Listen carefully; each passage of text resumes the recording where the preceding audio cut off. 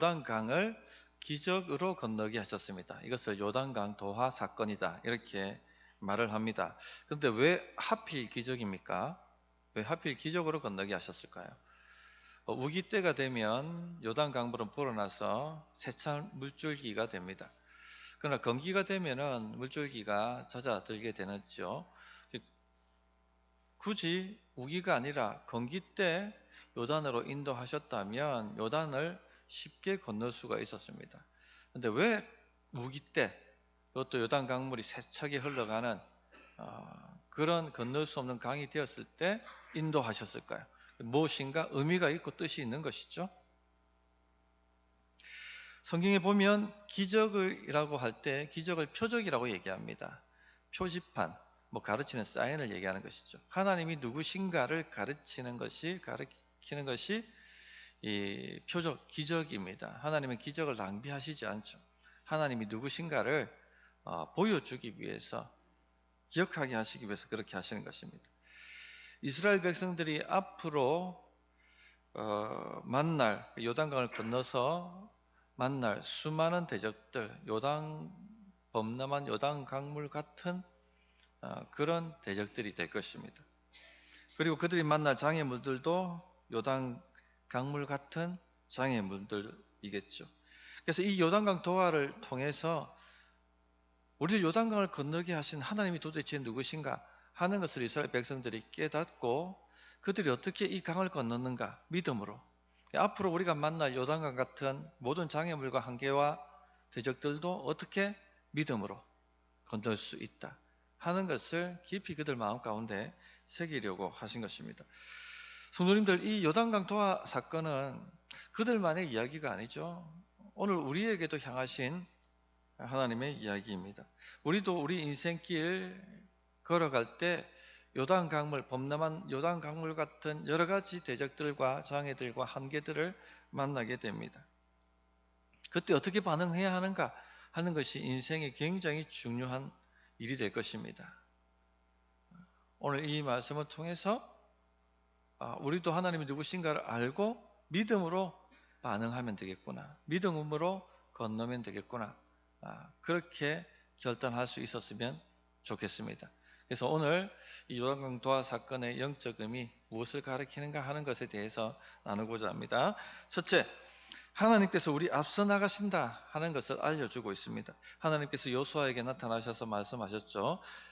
제사장들에게 언약궤를 메고 백성 앞서 가라. 그리고 요단강에 이르면 그 요단강에 발을 담그라. 그리하면 저 상류로부터 요단강물이 끊어져 쌓이게 될 것이고, 그리고 사해바다로 가던 그 요단강물은 다 마르게 되어서 너희가 마른 땅으로 여리고까지 건너가게 될 것이다. 이것을 통해서 내가 여호수아와 함께하는 것을 백성들이 알게 될 것이고, 또 이것을 통해서 백성들과 내가 함께하는 것을 알게 될 것이고, 내가 가나안 칠족을 반드시 쫓아낼 것도 알게 될 것이다. 그렇게 말씀을 하셨습니다. 여호수아와 이스라엘 백성들은요, 그대로 순종을 하죠. 14절부터 17절이 이제 그 얘기입니다. 백성이 요단을 건너려고 자기들의 장막을 떠날 때에 제사장들은 언약궤를 메고 백성 앞에서 나아가니라. 요단이 곡식 거두는 시기에는 항상 언덕에 넘치더라. 궤를 맨 자들이 요단에 이르며 궤를 맨 제사장들의 발이 물가에 잠기자 곧 위에서부터 흘러내리던 물이 그쳐서 사르단에 가까운 매우 멀리 있는 아담 성읍 변두리에 일어나 한 곳에 쌓이고 아라바의 바다 염해, 여기 사해를 말합니다. 사해로 향하여 흘러가는 물은 온전히 끊어지매 백성이 여리고 앞으로 바로 건널세. 여호와의 언약궤를 맨 제사장들은 요단 가운데 마른 땅에 굳게 섰고 그 모든 백성이 요단을 건너기를 마칠 때까지 모든 이스라엘은 그 마른 땅으로 건너갔더라. 엄청나게 놀라운 일이죠. 여러분의 삶에도 이와 같은 장애물들, 한계들, 대적들이 갈라지는 역사, 흩어지는 역사가 일어나기를 진실로 바랍니다. 자, 그런데 이 놀라운 요단강 도하 사건은 그냥 놀라게 하는 기적쇼가 아닙니다. 앞에서 말씀드렸습니다만 항상 성경에 나타난 기적은 하나님이 누구신가를 가르쳐 주고 있는 것이죠. 무엇입니까? 오늘 말씀은요. 하나님이 앞서 행하신다는 겁니다. 앞서 가신다. 너희 앞서 가신다. 11절 보시면 보라 온 땅의 주의 언약궤가 너희 앞에서 요단을 건너가나니 이렇게 말씀하셨어요. 온 땅의 주, 온 땅을 다스리시는 하나님이시죠. 이 하나님 앞에 막아설 자가 없습니다. 그 하나님께서 뒷짐지고 계신 것이 아니라 그들보다 먼저 앞서서 요단을 갈라버리시며 건너가신다는 것입니다. 언약궤는 앞에서 말씀드렸습니다만 지난주 말씀드렸습니다만 그 안에 뭐가 있다고 했습니까?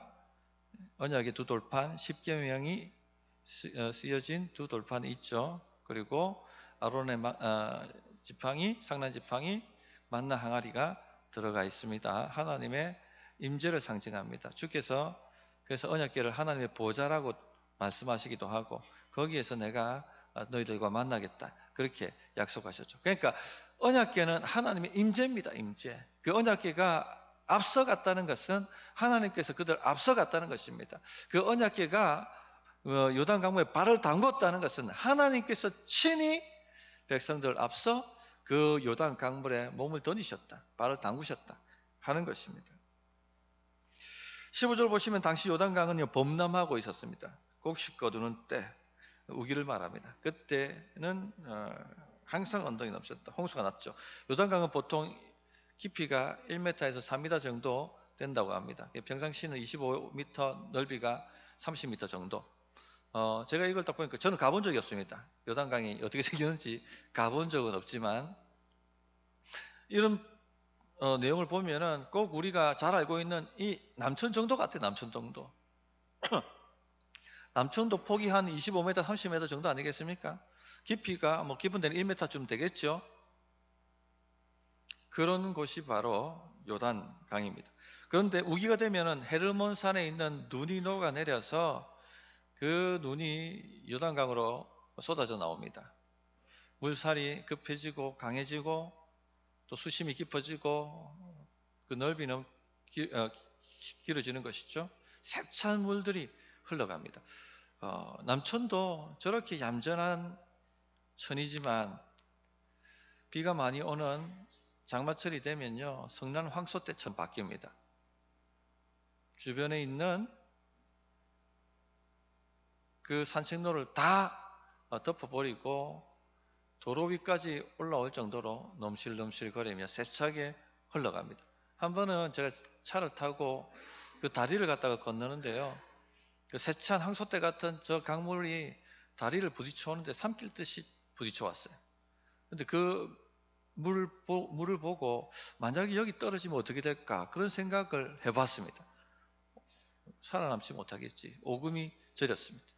그렇게 흘러가는 물이 바로 지금의 요단 강물이라는 것입니다. 이 범람하는 요단 강물은 그들이 가나안 땅에서 만나야 될 수많은 대적들과 수많은 도전들과 수많은 장애와 수많은 불가능과 한계를 미리 보여주는 것이라고 할 수 있겠습니다.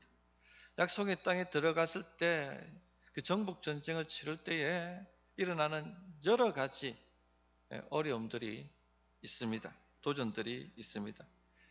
결코 요단강이 건널 수 없는 강이 된 것처럼 그들이 싸워야 할 정복해야 될 이 상대들도 도저히 건널 수 없는 불가능한 요단 강물과 같다는 것입니다. 그 속에 발을 넣자마자 휩쓸려서 죽을 수밖에 없는 불가능한 장애의 물인 것이죠. 여러분 우리가 마주한 지금 이 시대의 현실도 꼭 그렇지 않습니까? 우리 힘을 어떻게 해볼 도리가 없는 그냥 강물에 떠밀려 가듯이 인생이 그냥 휩쓸려 가는 것처럼 여겨지지 않습니까? 도도한 이 세계 경제의 물결과 또 전쟁의 물결과 여러 가지 어려움들, 장애들 이것이 우리 힘으로 저항할 수 없을 만큼 강하게 우리에게 밀려와서 우리 삶을 휘감아 몰고 가는 도대체 우리가 앞으로 어떻게 될 것인지 어떻게 살아남을 수가 있는 것인지 이런 것도 알지 못한 캄캄한 그런 요단강 같지가 않습니까? 그런데 하나님께서 우리가 현실이었기 때문에 뒷짐지고 계시다. 그렇게 생각하는 경향이 많습니다. 많은 사람들이 하나님이 뒷짐지고 계시다라고 오해합니다. 뒷짐지고 계시면서 한번 살아봐. 내가 지켜볼게. 네가 잘 살아내면 내가 나타나서 복을 줄 것이고, 우리가 실수하거나 무너지거나 제대로 믿음대로 행하지 못하면 나타나셔서 그것밖에 못 살았어. 그 정도밖에 안 돼. 하고 혼을 내시는 그런 뒷짐지고 계신 하나님으로 생각을 합니다. 그러나 오늘 요단강 이 도화 사건이 말씀하고 있는 내용이 무엇입니까? 절대 그렇지 않다는 것입니다. 하나님은요, 앞서 가고 계십니다. 지금 우리가 어렵다고 하지만 하나님은 이 어려운 이 현실을요, 앞서 가고 계시다는 것입니다. 우리 앞서 이미 가고 계시다는 것입니다. 우리 시대가 마주한 이 정치적 혼란과 경제적 위기와 저출산의 위기, 세계 경제에 눈 보이지 않는 전쟁들, 절대 우리 힘으로는 건널 수 없는 강입니다. 불가능입니다. 한계입니다. 우리 젊은 세대가 마주한 현실도 그렇죠. 우리 젊은 세대는요, 미래가 보이지 않는 세대입니다. 엠포 세대라고 하지 않습니까? 저희들이 청년 때하고 지금 청년들 시대하고는 차원이 다른 것 같아요. 정말 건널 수 없는 요단강과 같습니다. 또 지금 교회가 마주하는 현실도 마찬가지예요. 많은 교회들이 지금 문을 닫고 있고, 또 지금 교회에서 30, 40 세대가 사라졌다라고 얘기합니다. 20대도 없다고 하지만요, 30 세대, 40이 사라지는 위기가 모든 교회를 갖다 지금 두렵게 만들고 엄습하고 있습니다. 범람한 홍수처럼 삼키고 있는 것이죠. 이 방법 저 방법 모든 수를 다 썼지만은 도무지 안 된다. 그렇게 말을 합니다.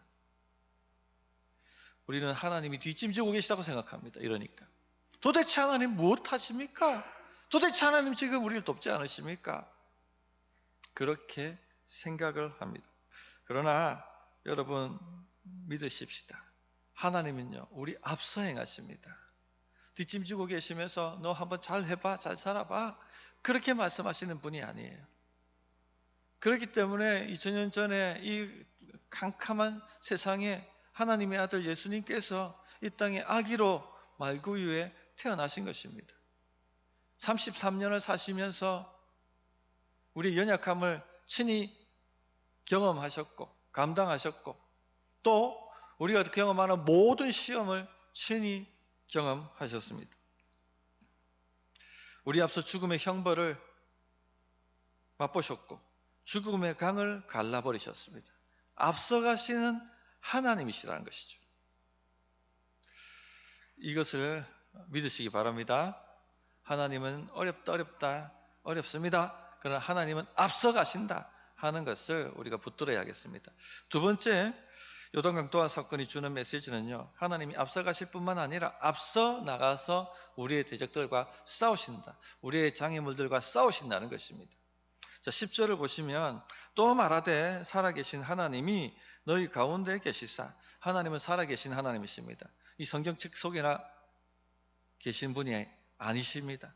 지금 바로 여기에 역사하시고 지금 우리 일상 가운데 일하시고 운행하시고 역사하시는 살아계신 하나님이십니다. 이 살아계신 하나님께서 우리 가운데 계시사 어떻게 하십니까?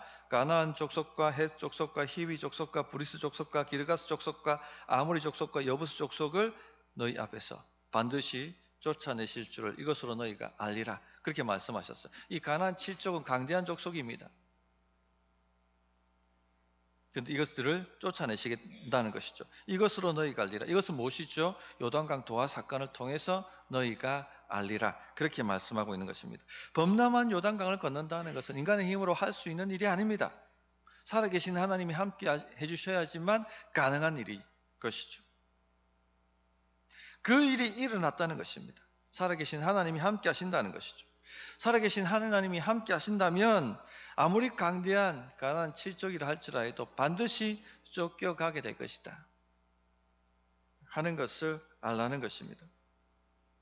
성도님들, 우리가 우리 인생 살면서 앞으로 만날 수많은 대적들, 장애들, 한계들, 이들도 어떻게 된다? 하나님께서 흩어버리신다. 이것을 믿으라 말씀하시는 것이죠. 이 성경을 보면요, 이처럼 하나님께서 우리 앞서 행하시면서 싸우신다는 말씀이 자주 나옵니다. 사사기 4장 14절에 보면 드보라가 바락에게 이르되 일어나라, 이는 여호와께서 시스라를 내 손에 넘겨주신 날이라. 여호와께서 너의 앞서 나가지 아니하시느냐 하는지라. 이에 바락이 10,000명을 거느리고 다볼산에서 내려가니. 그렇게 말씀하십니다. 자, 시스라가 철병거 900승을 가지고 이스라엘 백성들을 심히 압박하고 종살이하도록 만들었습니다. 모든 재물들 다 빼앗아가고 찍소리 못하도록 살게 만들었죠. 그런데 하나님의 영이 여선지자 드보라에게 임하십니다. 그리고는 바락에게 10,000명을 거느리고 가서 저 철병거 900승과 싸워라. 그러면 이기게 될 것이다. 그렇게 말씀을 전하시는 것입니다. 그런데 바락이 어떻게 행합니까? 주저합니다. 저 혼자 못 갑니다. 두려워 떨죠. 그때 주셨던 말씀이 아까 제가 읽어드렸던 말씀입니다. 여호와께서 너의 앞서 나가지 아니하시느냐. 하나님이 너희 앞서 나가시고 싸우시는데 뭐 두려워하느냐? 왜 안 된다고 말하느냐? 나가서 싸우라. 그렇게 말씀하고 있는 것입니다. 역대상 14장 15절에도 이런 말씀이 있습니다. 뽕나무 꼭대기에서 걸음 걷는 소리가 들리거든 곧 나가서 싸우라. 너보다 하나님이 앞서 나아가서 블레셋 사람들의 군대를 치리라 하신지라. 다윗이 블레셋과 전투할 때 하나님께서 다윗에게 말씀하시기를 두려워하지 마라, 떨지 마라. 내가 앞서 나가서 블레셋과 싸운다. 그러므로 너는 믿고 나와서 싸우면 된다라고 알려줍니다. 다윗이 담대하게 믿음으로 나가서 싸우죠. 그리고 대승을 거두게 됩니다. 성도님들, 하나님께서 열면 닫을 자가 없습니다. 우리 인생 하나님 열어주시면 어느 누구도 닫을 자가 없어요.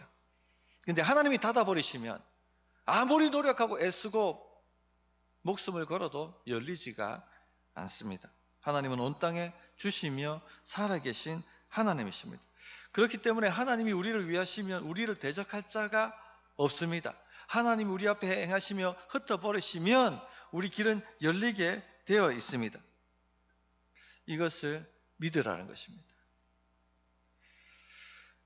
여러분의 삶을 박살내는 대적들이 있습니다. 영적 대적들이 있습니다. 이 영적 대적들이 상황과 환경과 사람들을 사용해서 여러분의 인생의 장애를 만들어버리고 여러분의 삶을 도적질하고 황폐하게 만들고 멸망시켜버리려고 으르렁거립니다. 요한복음 10장 10절에 보면 도둑이 오는 것은 도둑질하고 죽이고 멸망시키려는 것뿐이요 내가 온 것은 양으로 생명을 얻게 하고 더 풍성히 얻게 하려는 것이다. 이렇게 말씀하셨어요. 여러분 삶이 도적질 당하고 있다면, 여러분 삶에 죽음의 그림자가 들이오고 있다면 지금 대적이 온 것이죠. 대적이. 어떻게 하셔야 됩니까? 두려워 떨고 뒤로 물렀습니까? 나는 안 되겠어 그렇게 말하면서 뒤로 물렀습니까? 아니란 얘기입니다. 하나님이 앞서 행하시고 나가서 싸우시니까 담대하게 용기를 가지고 마주 나가 싸우라는 것입니다.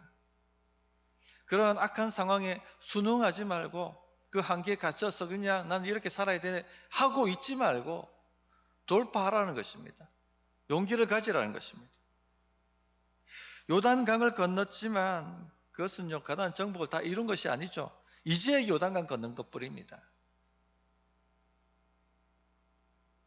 가나안 땅을 정복한다는 것은 누워서 떡을 먹는 것처럼 손쉬운 일이 아닙니다. 그들은 자신들보다 더 강한 대적들과 싸워야 하고 자신들보다 더 강력한 무기, 장비를 가지고 있는 이들과 상대해야 되는 것이고 그들에게는 없는 강력한 요새 성읍을 둘러싸고 쳐야만 하는 일이었습니다. 쉽지 않은 일입니다. 시간이 걸리는 일이고 밀고 밀리는 공방이 이어지는 일이고 그렇기 때문에 낙심이 찾아올 수 있는 것이죠. 좀 타협하고 싶다는 생각이 오게 되어 있죠. 아무래도 안 되겠는데, 아무래도 안 될 것 같아, 안 된다. 그런 마음이 들 수밖에 없습니다. 이럴 때 요단강을 건너게 하신 하나님을 생각해내라는 것입니다. 하나님이 앞서 행하시고 그들과 앞서 싸우시기 때문에 우리가 할 수 있다, 왜 안 된다고 말하느냐? 용기를 내라는 것입니다. 성도님들, 이스라엘 백성들이 강대한 가나안 7족을 물리치고 그 땅을 차지하는 것은요, 믿음으로밖에 할 수 없는 일입니다. 정말 그것은 요단강, 범람한 요단강을 건너는 것과 같은 일입니다. 믿음으로서만 할 수 있는 일입니다. 살아계신 하나님이 함께 하시지 않으면 안 되는 일이죠. 하나님께서 앞서 나가셔서 싸워주시지 않으면 안 되는 일인 것입니다. 우리가 마주하는 현실도 똑같다는 것입니다. 우리도 삶의 여러 가지 인생길 가운데 위기들, 한계들, 장애들, 불가능들이 옵니다. 어떻게 감당해낼 수 있습니까? 우리 힘으로는 감당이 안 되는 것이죠. 오직 믿음으로 감당할 수 있다는 것입니다. 하나님이 앞서 행하시고 하나님이 앞서서 싸우신다, 길을 열고 계시다 하는 믿음이 없으면요, 낙심합니다. 무너집니다. 그냥 한계에서 타협하고 이 정도 살자라고 끝장 내버리는 것입니다. 포기해버리는 것이죠. 우리에게도 사명이 있습니다. 우리가 정복해야 될 영적인 땅이 있습니다. 비전이 있습니다. 그러나 지금까지 치열하게 공방을 벌이며 싸웠지만 쉽지가 않죠. 그러면 대부분이 낙심합니다. 적당히 살자, 그냥 적당히 뭐. 그렇게 미친 듯이 신앙생활할 이유가 있나? 그럴 때 그렇게 하지 말라는 것입니다. 하나님이 앞서 나가시고 앞서 싸우시고 있다는 것을 바라보고 믿고 용기를 내고 일어서라는 것입니다. 그럴 수 있기를 바랍니다. 세 번째는요, 하나님은 믿음으로 순종하는 이들에게 기적을 경험하게 하신다는 것이죠. 헤르몬 산에 빙하가 놀아서 그 세찬 물줄기가 막 흘러내리고 있는 요단 강물에 가서 발을 담그라. 쉽지 않습니다, 이거. 우리가 순종 얘기하는데 순종이 쉬운 게 아니에요. 요단강에 발을 담그라. 가나안 땅을 정복하라. 모두 다 쉬운 게 아닙니다. 인간적 눈으로 보면요, 자살행위예요. 그 모세가 보냈던 12명의 정탐꾼, 가데스 바네아에서 보냈던 그 12명의 정탐꾼요, 사실 인간적으로 정확한 판단을 내린 것입니다. 자살행위다. 들어가면 죽는다. 우리는 그들의 밥이다. 강대한 안악작손이 있고 강대한 요새가 있고 병거가 있다. 우리 뭐 갖고 들어가느냐? 우리 없잖냐, 아무것도. 맨몸으로 들어가느냐? 들어가면 죽는다. 자살행위다. 정확한 현실 분석이고 현실 파악이에요. 제가 몇 주 전에 다음 세대 포럼 갔다 왔지 않습니까? 거기에 보면 학자들이 나와서 통계학을 바탕으로 지금 우리가 마주하고 있는 현실이 어떤가를 분석해내고 이야기를 해줍니다. 꼭 그 얘기를 들으면요, 여호수아와 그의 백성들이 넘실대는 요단강 앞에 선 듯한 그때 받았을 느낌, 가나안을 정복하기 앞서서 받았던 그 마음이 느껴져요. 캄캄해요. 아무리 봐도 이래도 안 되고 저래도 안 되는,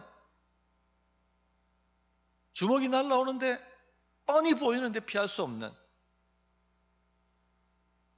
그런 현실입니다. 그때 근데요, 그 스피릿 교회를 개척하고 세운 담임 목사님께서 오셔서 강의를 하셨어요. 그 교회는 전하석 목사님이 경기도 고양시에 2006년에 개척한 교회였습니다. 지금 한 19년 정도가 흘렀는데 이 3040 세대가 한 140명 출석하고 있고, 또 그 주일학교 부서가 140명 참석하고 있는, 그렇게 성장하고 있는 교회였습니다. 왜 이 교회를 갖다가 주목하게 됐느냐? 3040이 지금 없는데 서울에도 3040이 없답니다. 큰 대형 교회는. 근데 이 교회는 3040이 있는 교회, 3040이 성장하는 교회, 그런 교회이기 때문에 주목을 받고 있는 것이죠. 이 3040의 예배 키워드가 찬양이라고 합니다. 이 경배와 찬양 세대이기 때문에 자연스럽게 찬양이 나오면 손이 올라가는 세대가 3040이랍니다. 그러니까 예배팀을 완전히 전문가 수준으로 이 교회는 만들어 놨어요.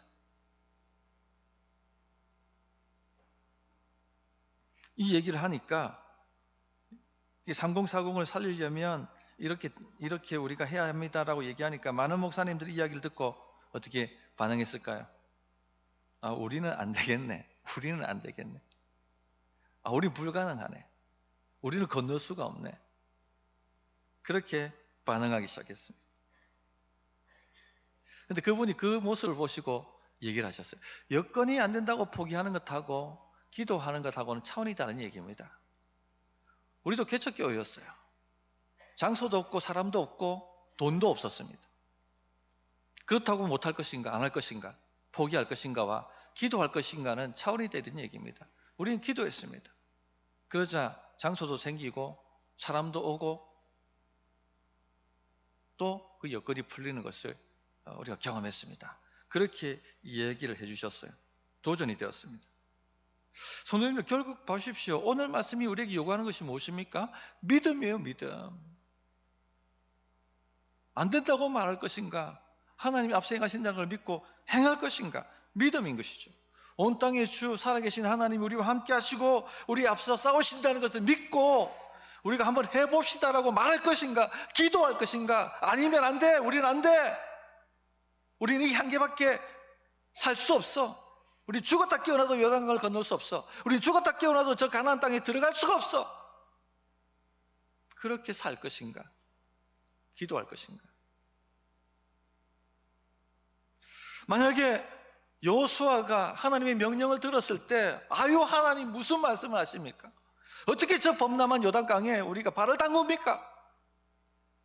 백성들이 저를 향해서 뭐라고 하겠습니까? 여호수아 미쳤네, 돌았네. 그리고 돌을 들어서 저에게 던질 것입니다. 만약에 그랬다면 여호수아는 하나님이 약속하셨던 큰 인물이 되지 못했겠죠. 실패하는 인생으로 그는 끝나고 말았을 것입니다. 그러나요? 오늘 말씀 보십시오. 여호수아는 명령을 내립니다. 6절에 보시면 여호수아가 또 제사장들에게 말하여 이르되 언약궤를 메고 백성에 앞서 건너라. 그런데 더 놀라운 것은요, 제사장들이 순종한다는 것입니다. 곧 언약궤를 메고 백성 앞서 나아가니라. 그리고는 믿음으로 요단강물에 발을 담그자 요단강물이 끊어졌습니다. 우리도 그렇습니다. 이래서 안 되고 저래서 안 된다. 인간적 판단으로 정확할 수 있습니다. 맞는 말입니다. 그러나 성도님들, 신자가 어디 인간적 판단으로 살아가는 사람들입니까? 우리는 뭘로 사는 사람들입니까? 믿음으로 사는 사람들이에요. 믿음으로. 하나님이 앞서 행하시고 길을 여시고 싸우신다는데 왜 못해요? 하면 되지. 하나님, 내가 믿음으로 한번 해보겠습니다. 내가 기도하겠습니다. 믿음으로 한번 시도해 보겠습니다. 이렇게 할 수 있지 않습니까? 그렇게 하라는 것입니다. 그렇게 나가보라는 것입니다. 그러면 기적을 경험한다는 것입니다. 말씀을 정리하겠습니다. 성도님들, 우리가 마주선 2025년도 정말 범람하는 넘실대는 강한 물줄기로 흘러가는 요단 강물과 같습니다. 발을 내딛자마자 휩쓸려가고 그냥 죽을 것 같습니다. 강력한 장애물이고 강력한 대적이고 불가능이고 우리의 한계입니다. 그러나 하나님께서 앞서가신다는 걸 좀 믿으십시오. 뒷짐지고 계시지 않습니다. 앞서 그 강물 가운데 들어가시고 앞서 싸우시고 그렇게 길을 만들고 계시다는 것입니다. 그러므로 용기를 내십시다. 믿음으로 우리가 할 수 있다. 하나님이 행하시는데 왜 안 되겠느냐? 할 수 있다. 한번 해보자. 기도하자. 그렇게 해보십시다. 그래서 2025년도 한번 길을 만들고 이 갈라버리는 그런 역사가 우리 성도님의 삶에 우리 교회에 충만하기를 진실로 바랍니다. 어떻게 응답해야 될지 1분간 기도하겠습니다. 하나님, 저에게 말씀하시는 것이 무엇입니까? 한번 질문해 보시고 생각을 주십니다. 그것 붙들고 결단하며 기도하시겠습니다.